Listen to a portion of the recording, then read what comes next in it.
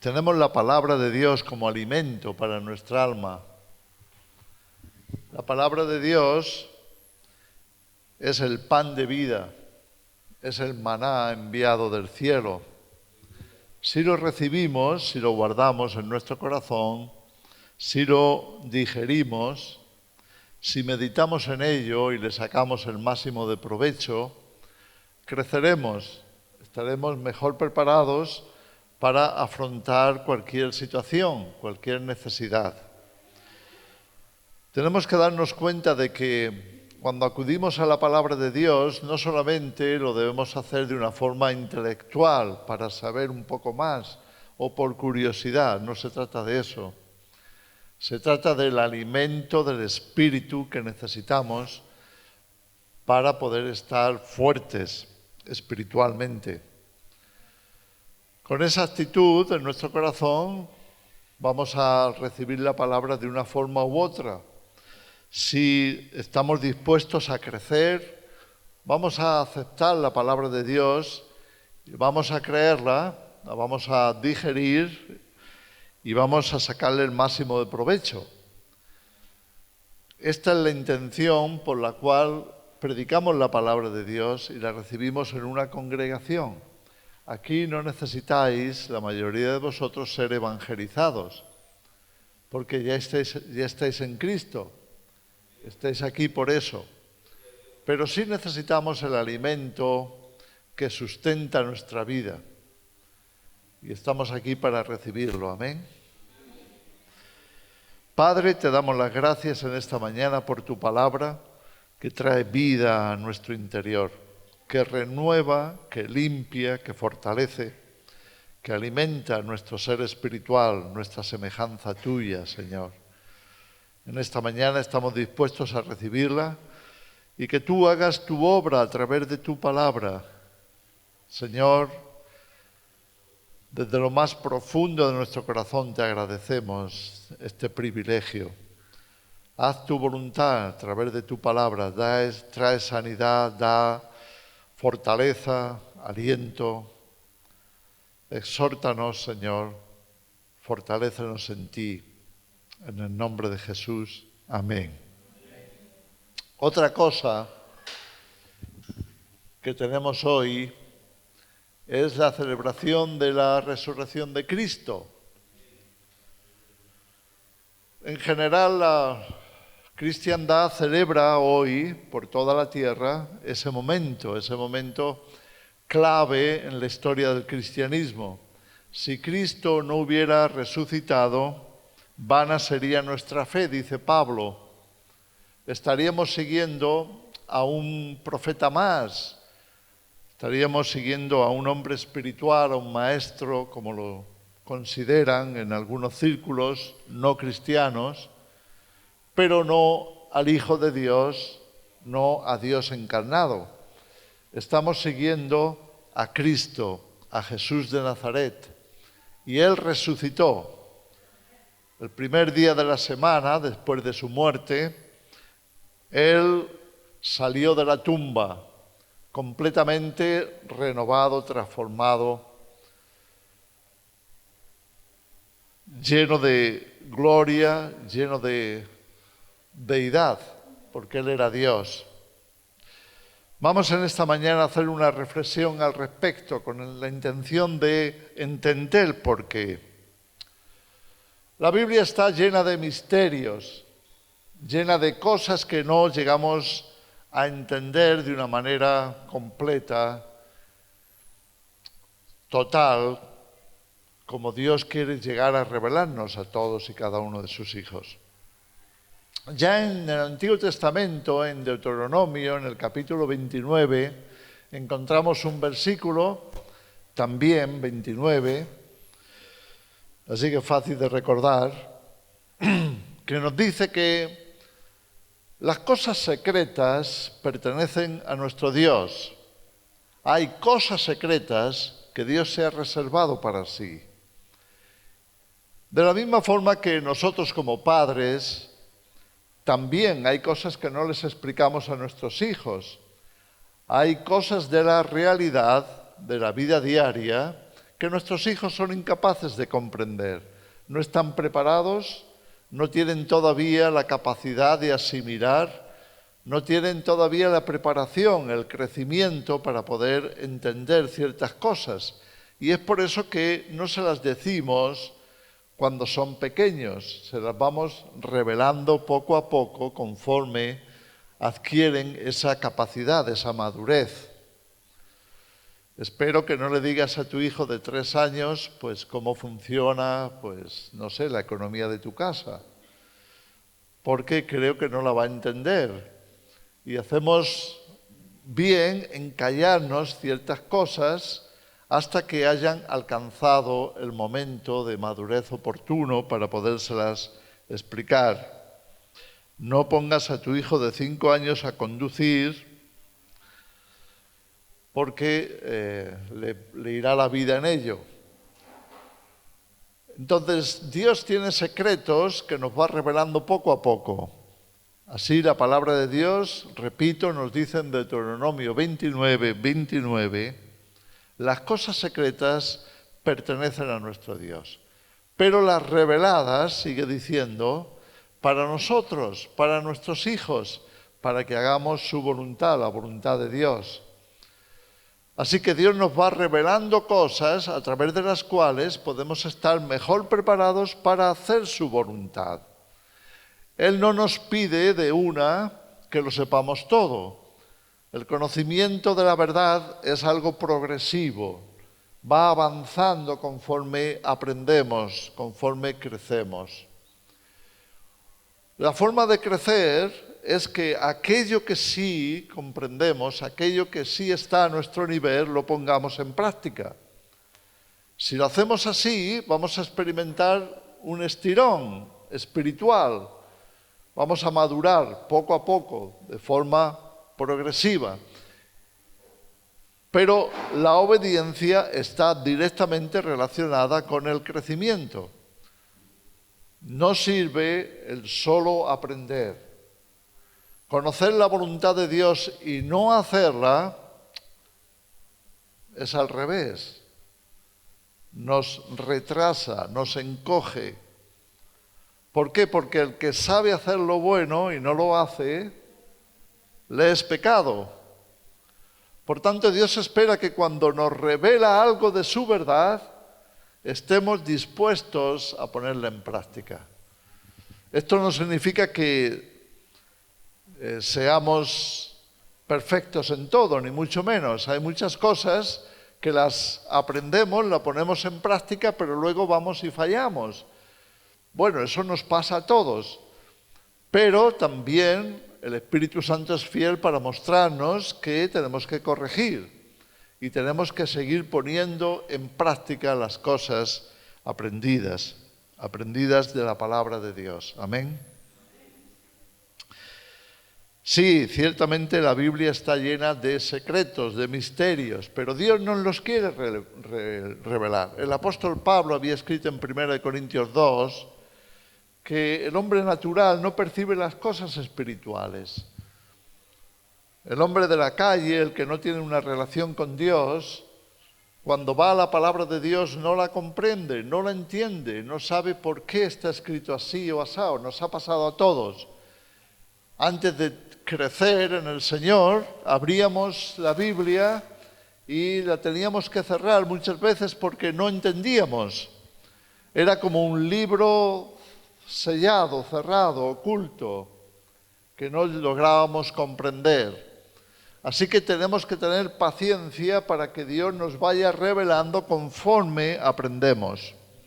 El apóstol Pablo, ahí en esa escritura de 1 Corintios 2, nos dice que el espiritual, sin embargo, sí entiende todas las cosas. Hemos nacido de nuevo, hemos resucitado en Cristo, nuestro hombre interior ha venido a la vida espiritual como una nueva criatura. Y Dios nos va a revelar todas las cosas, todos los secretos, todos los misterios. No hay nada oculto que no vaya a ser revelado, nos dice la Escritura. Así que las cosas profundas de Dios, escribe Pablo en ese mismo capítulo, las cosas profundas de Dios están a disposición de nuestro espíritu. El Espíritu de Dios en nosotros sigue indagando, sigue aprendiendo, descubriendo, profundiza en los misterios. Todo el reino de Dios es un misterio. Es por eso que Jesús ponía parábolas con el fin de ir revelando poco a poco esos secretos, esos misterios. Si recordamos, hay incluso una parábola que Jesús nos dio, que es la parábola del tesoro escondido, ¿te acuerdas? También de la perla, pero el tesoro escondido nos da una ilustración bastante interesante acerca de esos misterios. Nos dice Jesús que un hombre cavó en un campo y encontró un tesoro, un cofre lleno de oro, lleno de joyas, lleno de perlas preciosas, lo que quieras poner ahí. Encontró ese tesoro, pero él sabía que el campo no era suyo. Entonces, con honestidad tomó una decisión. No iba a robar el tesoro. Esto es muy importante porque Dios está buscando gente íntegra. Dios está buscando gente que de verdad ame la verdad. Gente verdadera, sincera, honesta, que busca lo correcto, el hacer la voluntad de Dios, que busca sinceramente la verdad. Este hombre encontró el tesoro. Te voy a decir lo que hacen algunas personas que no son muy honestas. Encuentran el tesoro y dicen, vaya, ahora que no me ve nadie, el tesoro es mío. Así que me lo llevaré y le sacaré el máximo de provecho. ¿Sabes que esto nos puede pasar con la palabra de Dios? Podemos descubrir un principio en la Escritura que se revela de pronto a nosotros y decimos, oye, qué interesante esto, no lo había visto. Qué frase más buena. La voy a aplicar en mi vida. Y solo quieren eso. No quieren a Dios. No quieren a Jesús. No quieren el reino de Dios. Lo único que quieren es eso que han encontrado, aplicarlo a su vida y sacarle provecho. ¿Me explico? Eso no es honesto. Eso es una actitud de ladrón. La palabra de Dios no está solo para que le saquemos provecho para nosotros mismos de forma egoísta. No. La palabra de Dios está para reflejar a Dios, para acercarnos a Él, para que a través de su palabra descubramos su voluntad y descubramos su amor, su gracia, le descubramos a Él como persona, sus características, su carácter. Dios está buscando gente que le ame a Él por encima de todo.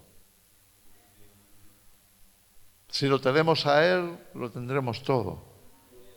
Si solo nos conformáramos con esa perla que hemos encontrado, esa moneda de oro, ese collar de diamantes, y intentáramos sacarle provecho y ya está, nos estaríamos perdiendo lo mejor de todo, que es el Señor. Así que aquel hombre encontró el tesoro en el campo y siendo honesto dijo, yo no me lo voy a quedar, yo pagaré el precio. Así que voy a ver de quién es el campo y si necesito vender todo lo que tengo para comprarlo, lo haré. Si necesito vender todo lo que tengo para comprarlo, lo haré. ¿Por qué? Porque sé que todo lo que voy a perder para comprar ese campo habrá merecido la pena. Porque en ese campo está el mayor tesoro que yo pueda tener. Eso es lo que Jesús le estaba ofreciendo a aquel joven rico. ¿Te acuerdas? El joven rico vino a Jesús y le dijo: Maestro, ¿qué tengo que hacer para alcanzar la vida?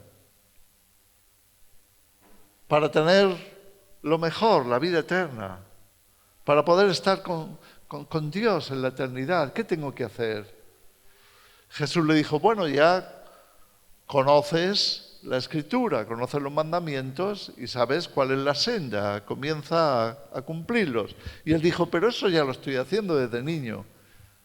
A ver, ¿qué me falta? Y Jesús dijo: si quieres lo perfecto, ahí puedes poner la palabra tesoro, el reino de Dios. Si quieres el reino de Dios, si quieres lo mejor de Dios para ti, si quieres estar en la perfecta, plena voluntad de Dios, entonces toma lo que tienes, véndelo, deshazte de ello y vente conmigo.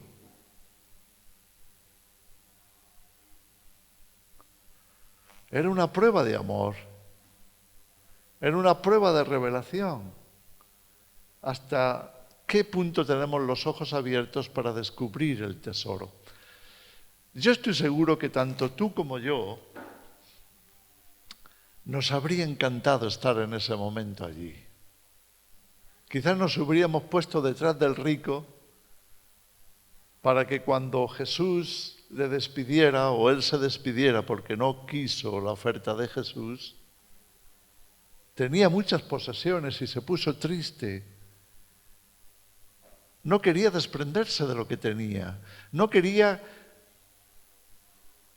deshacerse de lo suyo para adquirir lo de Dios. No quería renunciar a lo que poseía, no quería renunciar a lo que había adquirido para conseguir el tesoro. Nos habría gustado estar detrás de aquel joven rico para que cuando él se fuera, nosotros le dijéramos a Jesús: yo sí.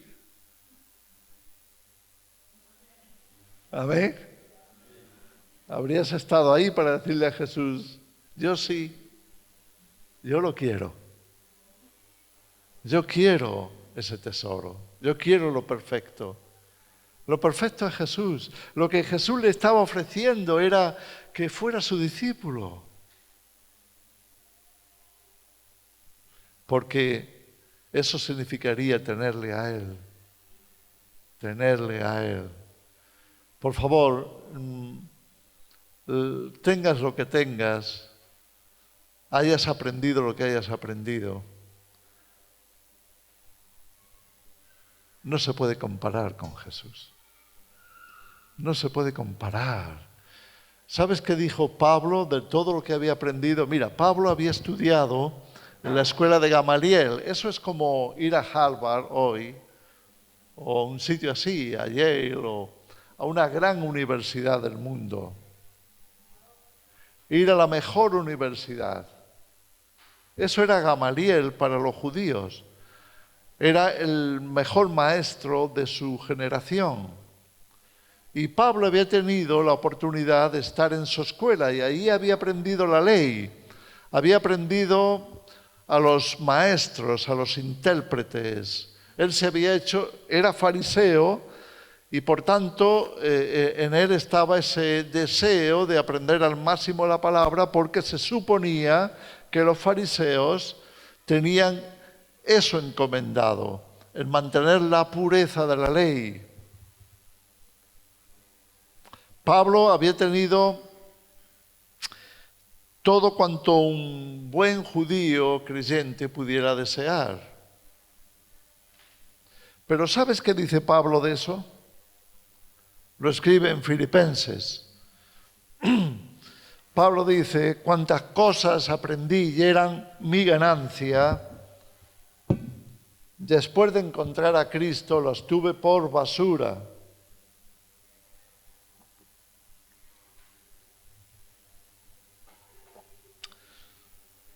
Utiliza la palabra basura. Para Pablo todo, después de conocer a Jesús, todo era basura, porque Él era lo único que importaba. Jesús es lo único que importa, hermanos. Jesús es lo único que importa. Todo lo demás es basura. Tu coche, aunque sea un Mercedes, un BMW de alta gama, es basura en comparación con Jesús. Tu casa no importa si tienes un palacio, el Palacio Real de Madrid,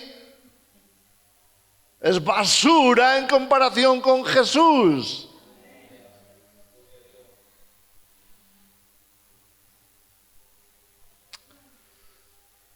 Así que no deberíamos los cristianos, no deberíamos de dudar de deshacernos de todo para adquirir el tesoro, para adquirir a Cristo, para ganar a Cristo, para tener a Cristo, para disfrutar de Cristo, para vivir para Cristo.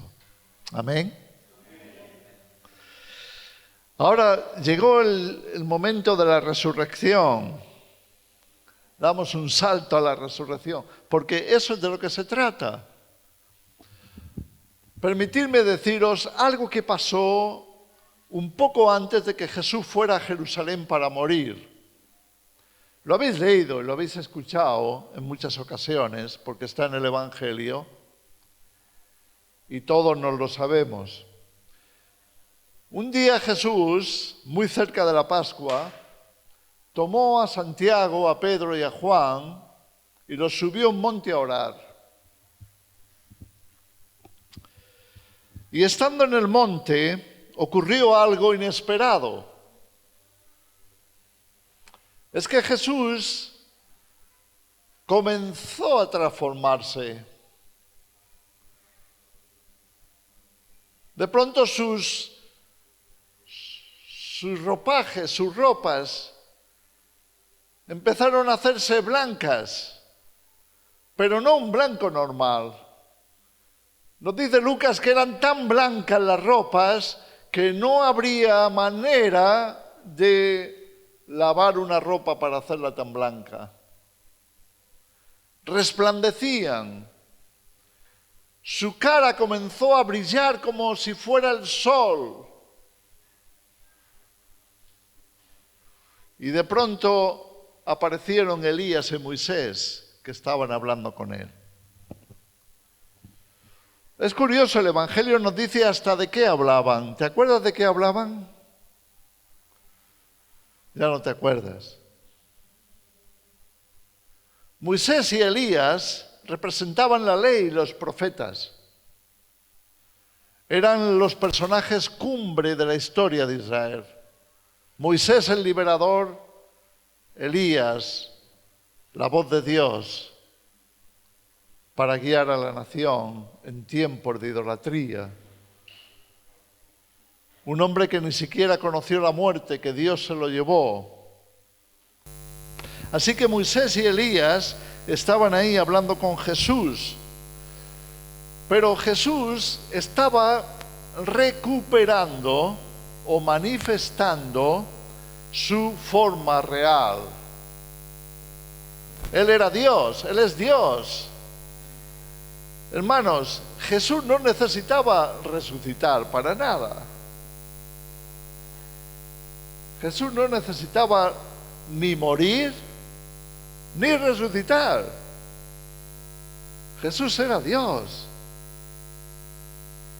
Si Jesús murió, lo hizo por amor a nosotros. Y si Jesús resucitó, lo hizo por nosotros. Él no necesitaba ni morir, nunca había pecado, ni resucitar, porque Él en cualquier momento podía recuperar su forma de Dios. Y eso es lo que estaba pasando en aquel monte. Él estaba recuperando su forma de Dios, mientras Elías y Moisés hablaban con él. Pero ¿qué le estaban diciendo Elías y Moisés? Le estaban dando el informe, los detalles de las cosas que estaban pasando en Jerusalén y que iban a pasar en su muerte y resurrección. Estaban hablando de eso. ¿Sabes? Los discípulos que estaban allí estaban asombrados. No podían creer lo que veían. Pedro dijo, Señor, qué bien que estemos aquí todos. Vamos a hacer 3 tiendas pequeñas, 3 enramadas con palos, una para ti, otra para Moisés y otra para Elías. Él no sabía qué hacer para hacer algo por ellos. Estaba sorprendido. Una nube les cubrió, desaparecieron, pero antes de desaparecer, Moisés y Elías, Dios dijo algo muy importante. Habló desde el cielo diciendo, este es mi Hijo amado, escuchadle a Él. Escuchadle a Él. Para el pueblo de Israel, esto era... Mira, el gran mandamiento de Israel es, escucha Israel, el Señor tu Dios es uno. El Señor tu Dios es uno y a Él le amarás por encima de todo. Y después Dios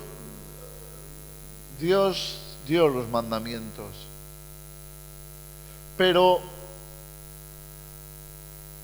lo que Dios estaba diciendo es, para esto os he enviado a mi Hijo, para que ahora toda vuestra atención, todo vuestro interés, toda vuestra vida, todo vuestro oído esté pegado a Él.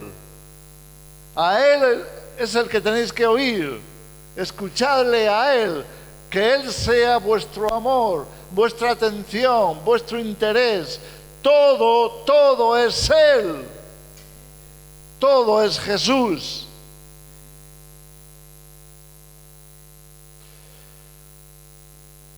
El gran misterio de todos los siglos, hay un gran misterio que está por encima de todos. El gran misterio de todos los siglos, el gran tesoro de todos los siglos. Por lo cual Dios ha hecho las cosas como las ha hecho. Y ha hecho la historia como la ha hecho. Solamente por una causa, por una razón.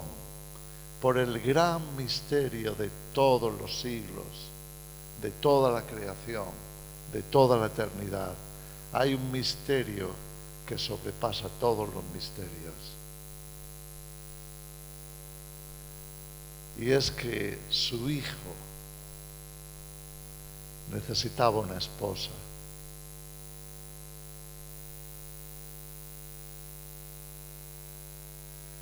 Y todo lo que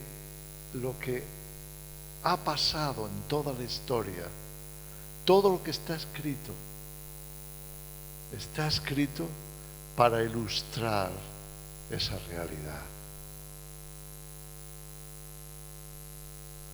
Desde el principio. ¿Te acuerdas que Dios creó a Adán del barro, del polvo de la tierra? Dios tomó la tierra y hizo un ser humano. Nos hizo de minerales. Eso es de lo que estamos hechos, de mineral. Mineral y agua. Somos en gran parte agua y el resto es minerales. Muy bien hechos, muy bien organizados. Porque Dios lo hace todo bien. Pero nos reducimos a eso. Somos sacados del polvo y al polvo volveremos, ¿cierto? Nuestro cuerpo es así. Es un cuerpo de la tierra. Así fue como Dios creó a Adán. Ahora, ¿cómo creó a Eva? Dijo, bueno, ahora pues hago otra figura. Voy a tomar otra vez tierra, voy a tomar polvo, voy a amasarlo y voy a hacer la figura de Eva. Y voy a hacer como Adán. ¿Qué hice con Adán? Le di vida soplando en él de mi espíritu. Y eso es lo que voy a hacer con Eva. Pero sabemos que no fue así. No, la creación de Eva fue de otra manera. ¿Cómo creó Dios a Eva?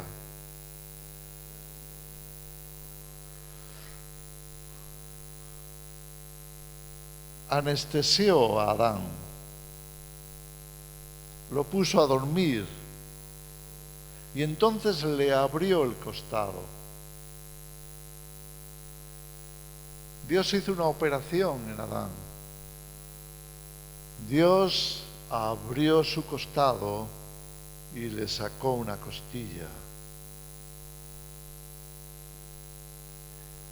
Y de esa costilla creó a Eva.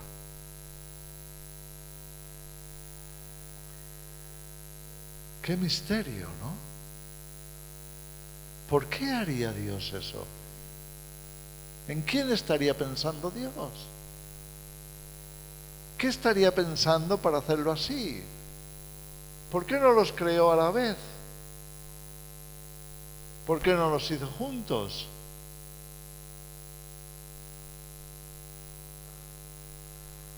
Porque Adán iba a ser la cabeza e iba a representar a Cristo. Cristo es el nuevo Adán. ¿Por qué el nuevo Adán? Porque el primer Adán era de la tierra. El segundo Adán, nos dice Pablo, es del cielo. Lo que Dios estaba haciendo en la tierra era para ilustrar lo del cielo. Así que Jesús es nuestro Adán. Y nosotros, su esposa, hemos sido creados de su costilla. El Evangelio de Juan nos cuenta cómo cuando Jesús entregó su espíritu, estando en la cruz, ¿qué ocurrió?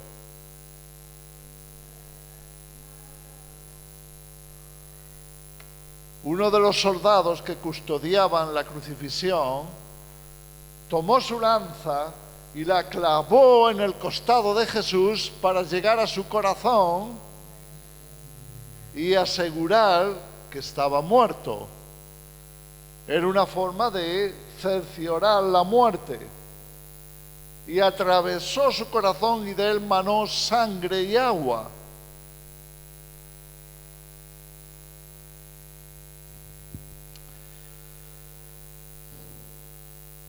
Para eso murió Jesús, para que tú y yo naciéramos, para que tú y yo resucitáramos.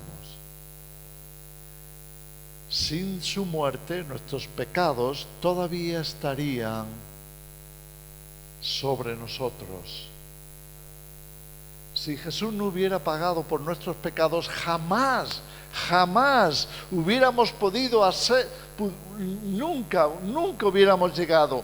Por más que lo hubiéramos intentado, por el esfuerzo que hubiéramos hecho, por la intención mejor, por el sacrificio más alto que hubiéramos logrado hacer por Él, jamás hubiéramos logrado ser la esposa de Cristo. Jamás. Porque su esposa tenía que ser a su imagen y semejanza. Una esposa limpia, santa, perfecta, sin mancha, ni arruga, ni cosa semejante. Por tanto, necesitábamos ser totalmente perdonados, lavados en su sangre, limpiados por su palabra, santificados por su gracia y por su amor. nacidos de nuevo, resucitados en Cristo.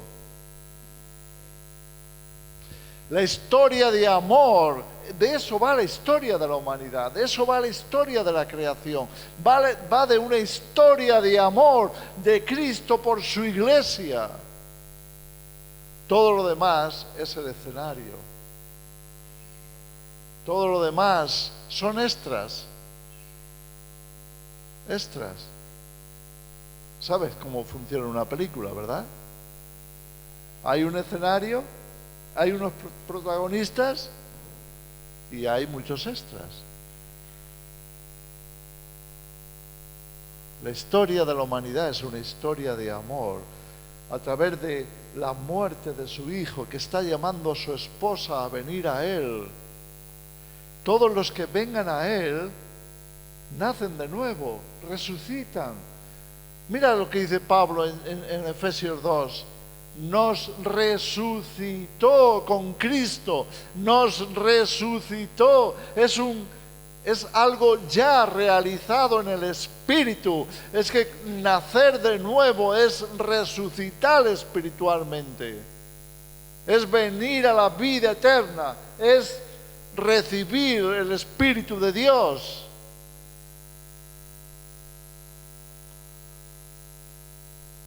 Ese es el gran misterio.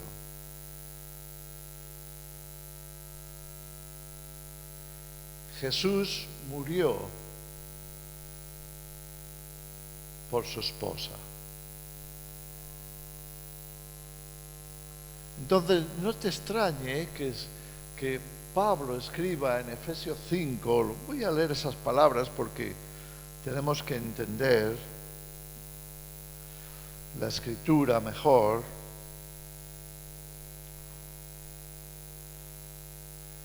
Efesios capítulo 5.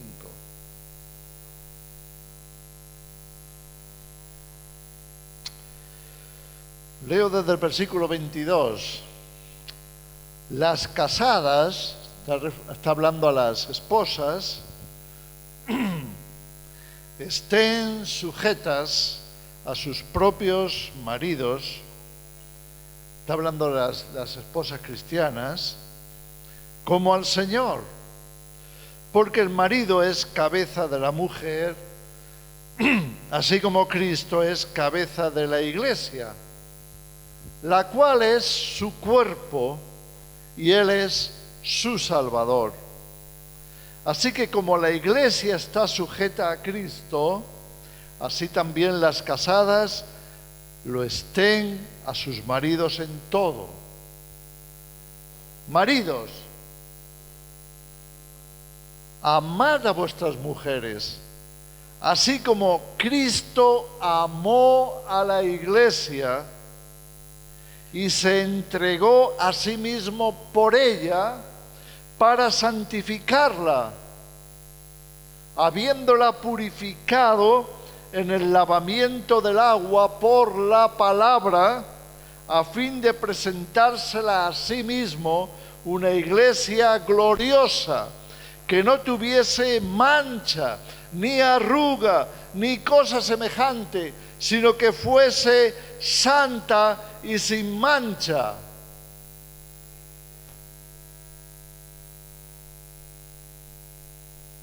Así también los maridos deben amar a sus mujeres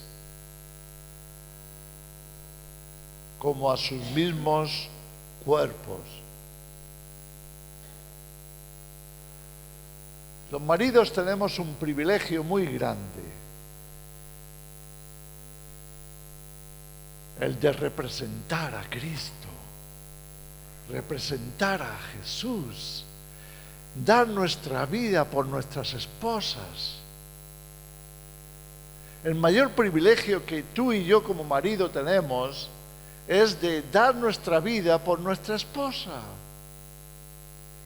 porque es la forma en que nos vamos a asemejar a Cristo. Pero la tarea no acaba ahí. Damos nuestra vida por nuestra esposa. ¿Sabes para qué? Para que nuestra esposa resucite. Permíteme decirte algo que es un misterio, pero que tienes que entenderlo y tiene mucho que ver con la resurrección. Cuando el marido no da su vida por la esposa, no renuncia a sí mismo por su esposa, no la ama hasta ese extremo, no se entrega, cuando el marido trata de hacer que su esposa sea su esclava, cuando el marido trata de imponerse sobre la esposa, cuando el marido maltrata a la esposa, cuando el marido hace las cosas que nunca Jesús habría hecho por la iglesia, está matando a su esposa en vez de resucitarla. ¿Me explico? A ver, los maridos, no sé si lo entienden esto. ¿Lo entendéis, maridos? Que la única forma de asemejarnos a Cristo es dar la vida por nuestra esposa.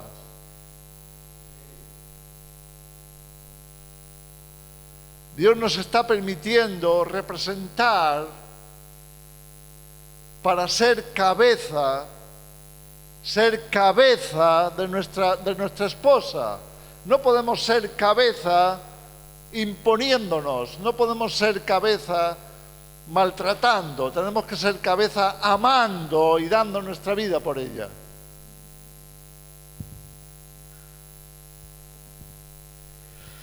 Eso cuesta, ¿verdad? Eso cuesta la cruz. Eso es lo que más te cuesta, marido. Lo sé porque a mí también me cuesta. Me cuesta dar mi vida por mi esposa, pero Dios me lo ha pedido muchas veces. Ahora te toca morir. Y he tenido que morir muchas veces, cientos de veces. Morir a mí mismo para que mi esposa pudiera vivir.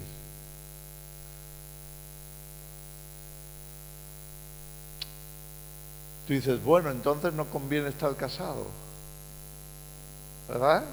¿No es eso lo que se te ocurre? Bueno, entonces ¿para qué nos casamos? ¿Para estar muriéndome?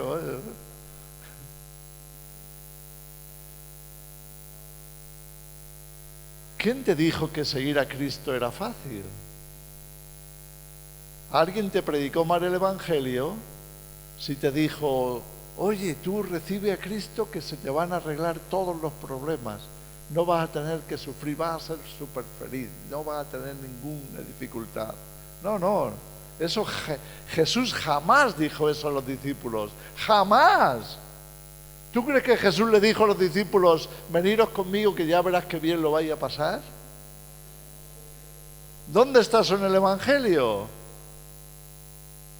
¿Tú crees que la razón por la que venimos a este mundo es para ser feliz? ¿Dónde dice eso la Escritura? ¿Dónde?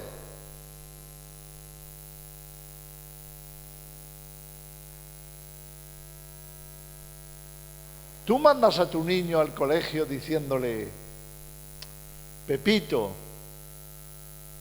te voy a llevar al colegio porque allí vas a ser la mar de feliz. ¿Es así como mandas tú a tu niño al colegio? ¿O le mandas ahí porque quieres que aprenda, que crezca, que se desarrolle, que se haga una persona de provecho y pueda hacer el bien?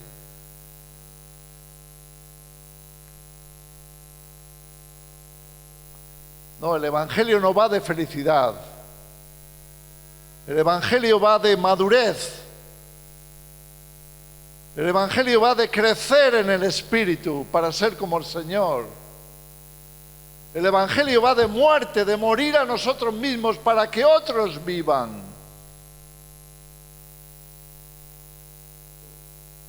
De eso va el Evangelio.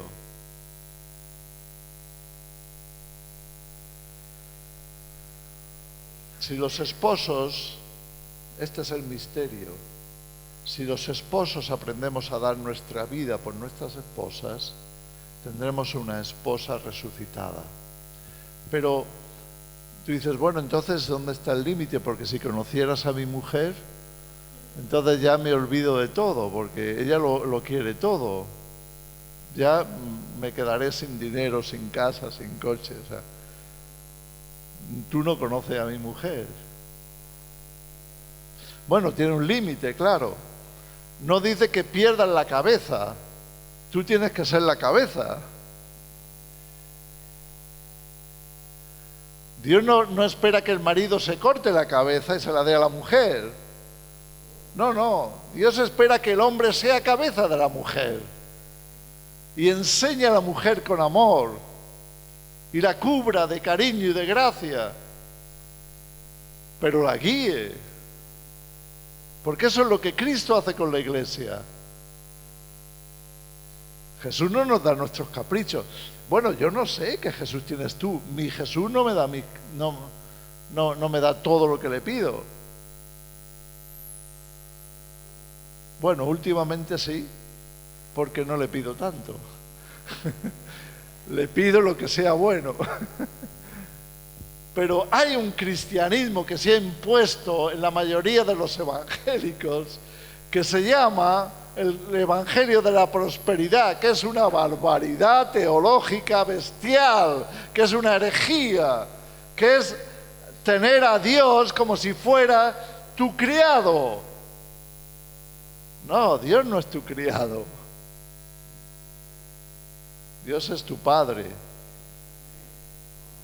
No es ni tu criado ni tu amiguete, ni una máquina expendedora que le metes la moneda y te sale lo que... No, Dios no es eso. Este es el misterio. Así también los maridos deben amar a sus mujeres como a sus mismos cuerpos. El que ama a su mujer a sí mismo se ama. Porque nadie aborreció jamás a su propia carne, sino que la sustenta y la cuida, como también Cristo a la iglesia, la sustenta y la cuida. No te cases, varón, no te cases para que una mujer te sustente. Y mujer, no te cases con un hombre que no te sustente. Amén. Es el varón, la cabeza, el que tiene que desarrollar ese papel, no la mujer.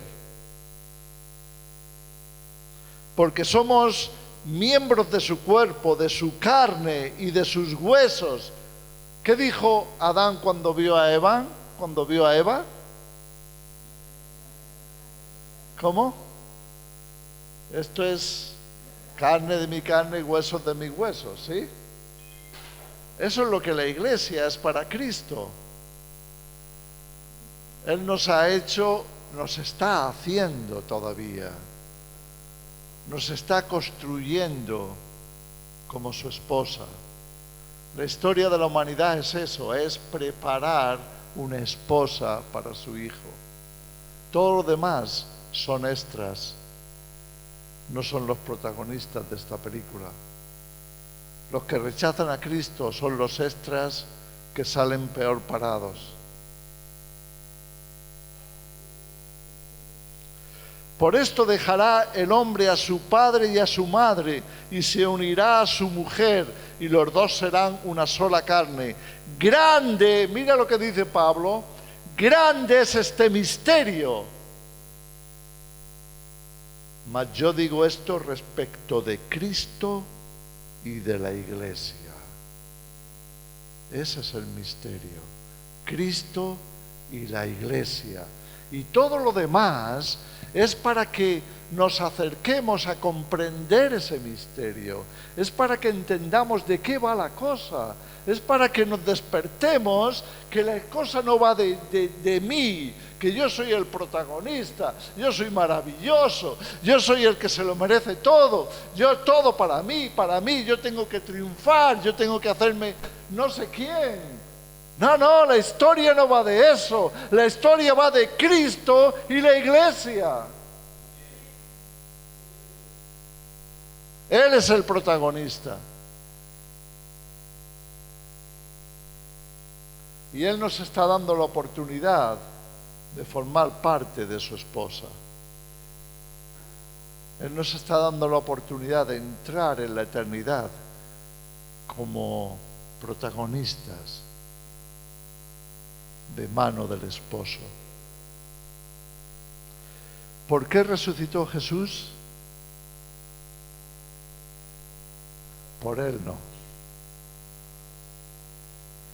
Resucitó por nosotros. Él no necesitaba resucitar.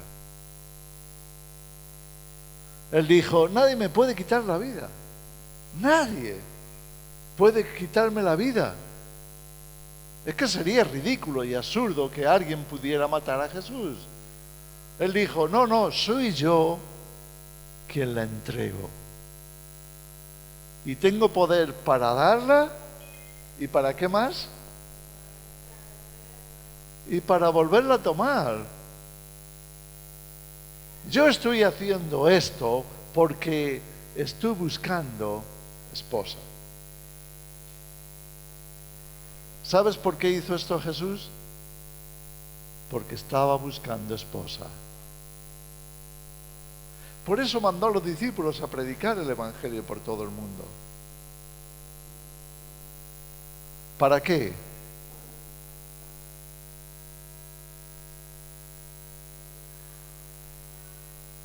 Para encontrar a su esposa. Toda la Biblia está llena de este misterio. Toda la Biblia. Mira, te podría contar historia tras historia de la palabra de Dios que tiene relación con esta verdad. Todo está señalando, apuntando, dirigiéndose a eso. ¿Podemos comprender este misterio?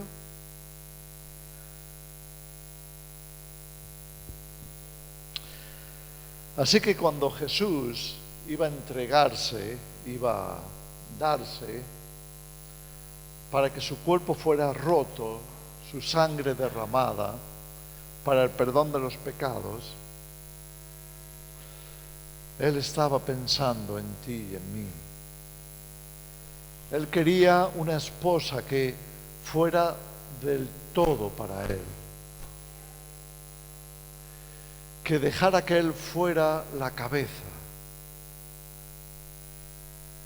quien le sustentara, quien le guardara, quien le enseñara, quien le amara. Y eso solo podía pasar en un pacto de sangre. Un pacto de sangre. Tú y yo no lo hemos hecho con nuestra esposa, ¿eh? No hemos hecho un pacto de sangre. Ninguno de nosotros hemos tenido que derramar nuestra sangre. A lo mejor cuando conociste a tu esposa y estabas tan enamorado, dijiste muchas tonterías como te voy a traer la luna o por ti iría al Polo Norte o no sé, seguramente dijiste un montón de tonterías que eran gratis además, ¿sí? Era fácil de decir, porque eso es como decir, te voy a contar un cuento, ¿sí? Pero tu mujer, tu novia, como te quería, pues dijo, ¡ay, qué bonito! ¿Verdad? Pero en realidad era una tontería, como una casa. Nunca tuviste que derramar tu sangre por ella, ¿cierto? Nunca llegaste a ese punto. Tú y yo somos una imitación, no somos como Jesús. Estamos aprendiendo. Jesús sí lo hizo. Jesús murió por ti y por mí. Jesús derramó su sangre. Y Él espera un pacto de sangre. Si yo te doy mi vida, espero que tú me des la tuya. Eso es el cristianismo. No es la primera vez que lo digo a esta congregación, ni será la última. El cristianismo verdadero no es otra cosa es que Jesús dio su vida por mí y yo la doy por Él. Es posible que un día te veas en la necesidad de morir en una cruz. ¿Crees que puede pasar? Morir en una cruz por tu fe en Cristo, ¿estarías dispuesto? ¿Qué tal si te dijeran, mira, si no renuncias a tu fe en Jesús, te vamos a cortar la cabeza en este momento, listo? ¿Qué harías? Pues es posible que los que estemos aquí acabemos sin cabeza por causa de Jesús. ¿No te suena? Lee Apocalipsis. Vida por vida. ¿Amas tanto a Cristo como para dar tu vida por Él? ¿Amas tanto a Jesús como para renunciar a todo, hasta tu propia vida, por su causa? Cuando compartimos el pan y la copa, como vamos a hacer en esta mañana, esto es lo que representa el sacrificio de Cristo por su esposa. Y cuando compartimos ese pan y esa copa, estamos tomando de la muerte de Jesús. Estamos aceptando ese sacrificio. Estamos literalmente, prácticamente participando de esa ofrenda, de esa muerte realizada por nosotros. ¿Para qué? ¿Para qué queremos participar de la muerte de Jesús? Sino para decirle, Jesús, mi vida es tuya. Yo no quiero vivir ya más para mí. Quiero vivir para ti, porque tú eres con quien quiero pasar la eternidad. Tú eres mi cabeza, quiero obedecerte a ti.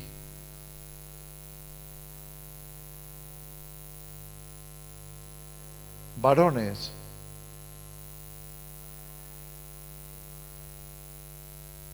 Dios espera eso de nosotros, que seamos ejemplo a nuestra casa, a nuestra esposa, a nuestros hijos, de que nosotros damos la vida por nuestro Señor. Damos la vida por Él.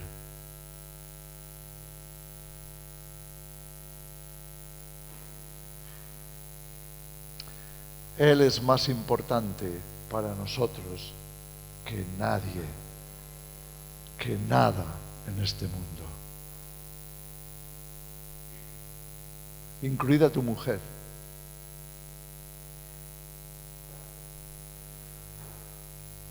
¿Sabes cómo condenó después del pecado Jesús a Adán? Escucha bien las palabras que Dios le dijo. Por cuanto obedeciste a tu mujer en vez de a mí,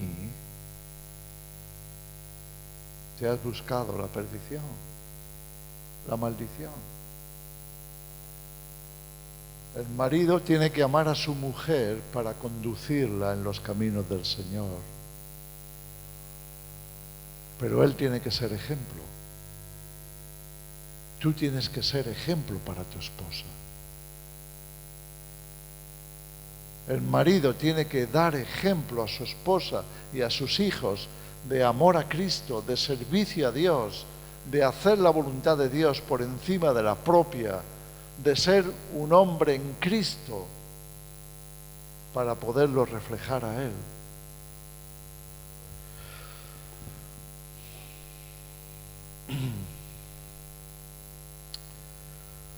Vamos a compartir el pan y la copa. Este pan está partido,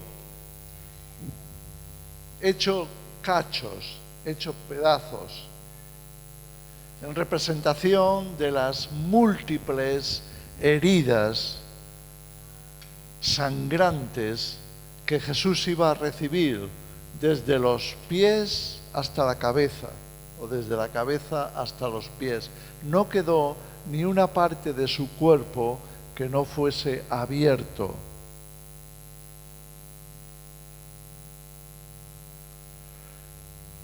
Y la copa representa lo que acompañó aquella ruptura, la sangre derramada. La sangre derramada. Porque con cada herida que Jesús recibió, derramó su sangre.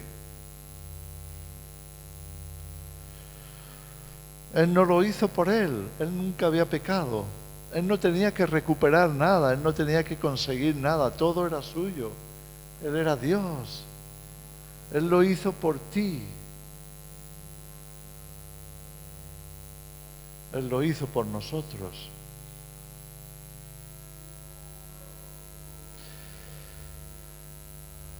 Cuando nos acercamos a tomar el pan y la copa y no vivimos de acuerdo con su voluntad, estamos recibiendo condenación. Estamos recibiendo condenación. ¿Por qué? Porque participar del cuerpo y de la sangre de Jesús solamente se puede hacer con la dignidad de la muerte de Cristo, la dignidad de su entrega. Te digo, si tú no tienes resuelto lo de entregar tu vida y tu voluntad a Dios, no vengas aquí a tomar de este pan y de esta copa, porque vas a recibir condenación. Solo si estás dispuesto a vivir en la voluntad de Dios, a tener a Jesús como cabeza, puedes participar de este pan y de esta copa. ¿Podemos entender esto? Padre, te damos muchísimas gracias por ese sacrificio terrible, tremendo que tú hiciste, entregando a tu Hijo por una esposa, entregándolo de aquella manera en una cruz, derramando su vida hasta la muerte. Jesús, muchísimas gracias por haberte entregado hasta ese extremo. Dios mío, es un privilegio tan grande el conocer esta realidad.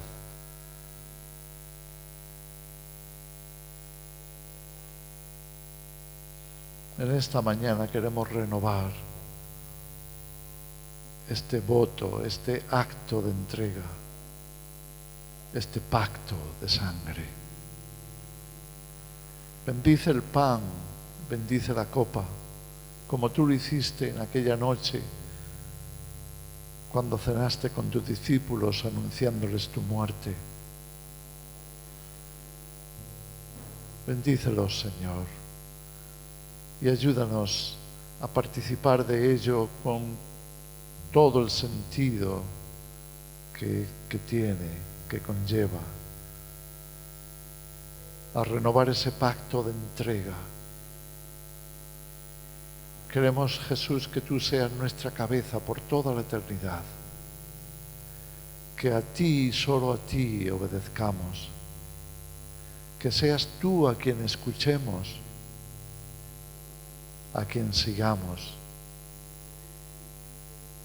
desde ahora y para siempre.